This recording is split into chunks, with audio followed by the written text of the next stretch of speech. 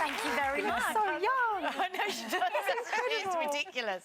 Dancing. Oh, I need to start dancing. Now we've heard about the Strictly stuff, and we're going to put that to one side just for one bit, because that's kind of where we know you from. But yes, I'm 47. Sarah, you're 47. So when, you know, we've always known that you're a mum and you had children later, but I didn't realise you were 47 when you fell pregnant. Yes. And I'm trying to think about how obviously it would be pretty incredible if I did, because I have no womb. So that would be quite a special thing if it happened for me.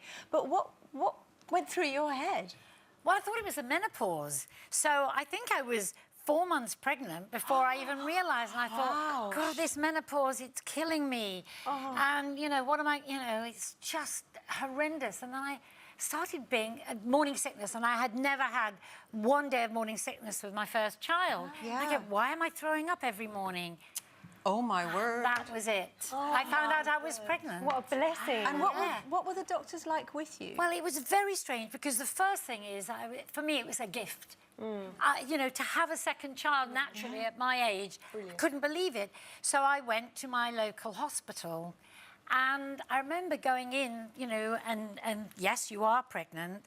And they said, could we have 12 students following you? Because you're the oldest mother we've ever had here. So it'd be great if they could follow you. And all I could think about is, you know, sitting there, legs, 12 students. I thought, no, I'm really not sure about that. And they said, well, it's very unusual to have a baby at 47, as it was in 1990. You know, times change. When I was pregnant with my first daughter at 36, I was already a geriatric mother in 1979. So it changes.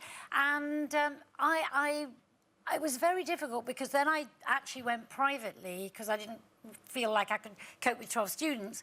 And they actually said to me, you know, you're going to find this difficult, because at your age, you really should be a grandmother. Oh, my goodness.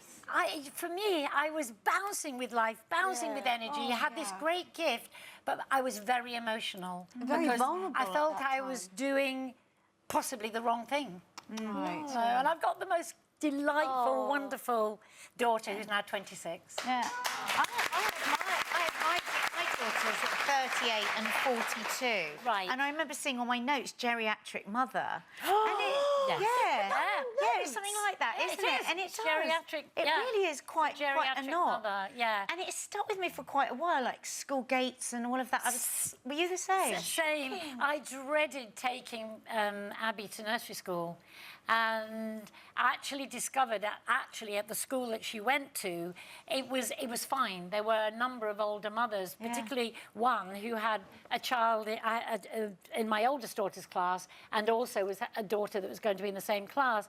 But I was nervous about all those things. I was nervous going to baby yoga and sort of sitting there and sort of looking around, and everyone else felt like a child. Did anyone But surely it's completely natural. I mean, if your body's allowed a pregnancy to happen, then that's the natural thing for your body to do. Absolutely.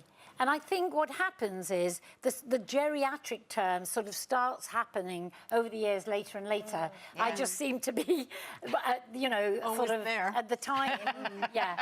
Now, is this one of the things that you're going to talk about with your one-woman show, the sort of more personal side to your life, or are you focusing mainly on career? It's a lot of it is about my career, but the personal really gets into it, who I am, and also, you know, just it's about strength. Ultimately, the whole thing is about when you grow up with thinking that something is impossible, you find that fight in yourself that you will never let go, that you can achieve what you dream of. And there's so many knocks in the way, you know, even from when I started dancing, I lived to dance. We had no money. Well, the show is Arlene, the Glitz, the Glamour, the Gossip. It opens on the 22nd of August at the Assembly Checkpoint in Edinburgh. So essentially, you're playing the Edinburgh Fringe. I am. Are you going to be funny?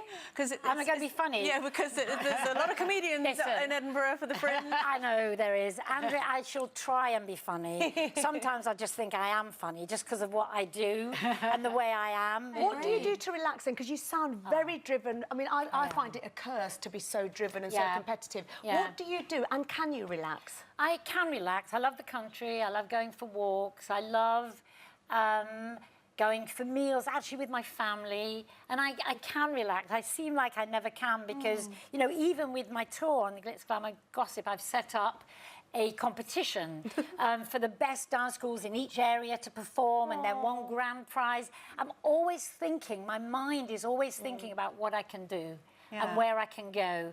But I also can be a real slob, lie in bed, newspapers, a bit of food. It's good, it's about balance. Computer not too far away, and just in slob. Pyjamas, love. We would like you to stay in slob with us for a little while longer. I'd love to. All right.